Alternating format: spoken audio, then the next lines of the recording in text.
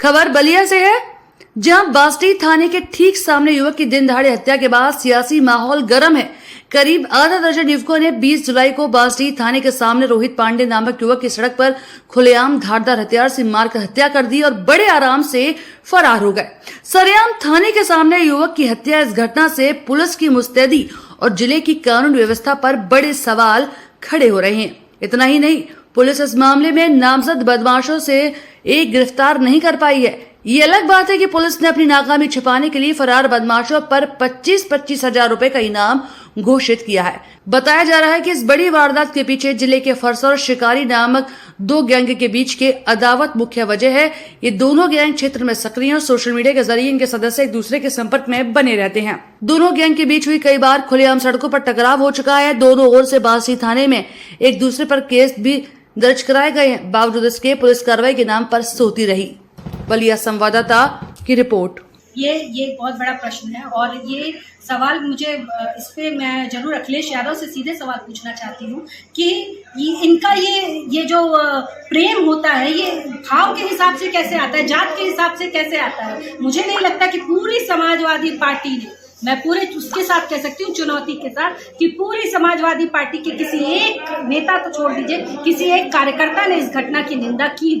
अरे विपक्ष हो तो विपक्ष की भूमिका भी तो निभाते, परंतु जब वोट लेने की बारी आई थी तब इनको ब्राह्मण याद आ रहे हैं। आज उस ब्राह्मण के बेटे की सरेआम हत्या कर दी गई, तलवार से उसको मार दिया गया, पर किसी समाजवादी पार्टी के कार्यकर्ता ने उस पर सवाल ही उठाया, अपनी विपक्ष की भूमिका नहीं निभाई।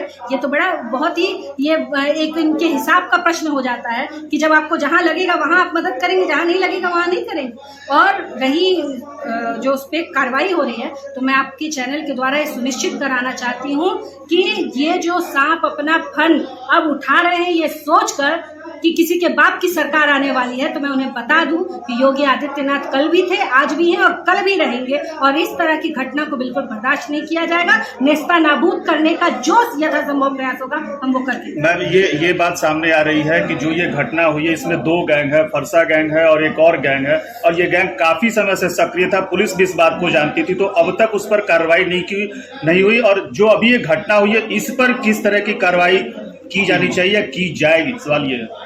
देखिए, ये जो गैंग की आप बात कर रहे हैं, तो मैं आपको बता दूं कि पिछले 5-6 सालों में इस गैंग की गतिविधियों पे बहुत भारी कमी आई है और कई इसके जो मेंबर थे उनको पकड़ा भी गया, कई के ऊपर बहुत बड़ी कार्रवाई भी की गई, गैंगस्टर भी लगाया गया और इनकी कमर तोड़ने का काम हुआ है। और रही बात कि इस पे क्या कार्रवाई होगी, तो ऐसी कार्रवाई होगी जो उदाहरण बनेगा, क्योंकि भारतीय जनता पार्टी जात पात धर्म की राजनीति नहीं करती। भारतीय जनता पार्टी सबके साथ की बात करती है, जिसके साथ अन्याय होगा भारतीय जनता पार्टी उसके साथ।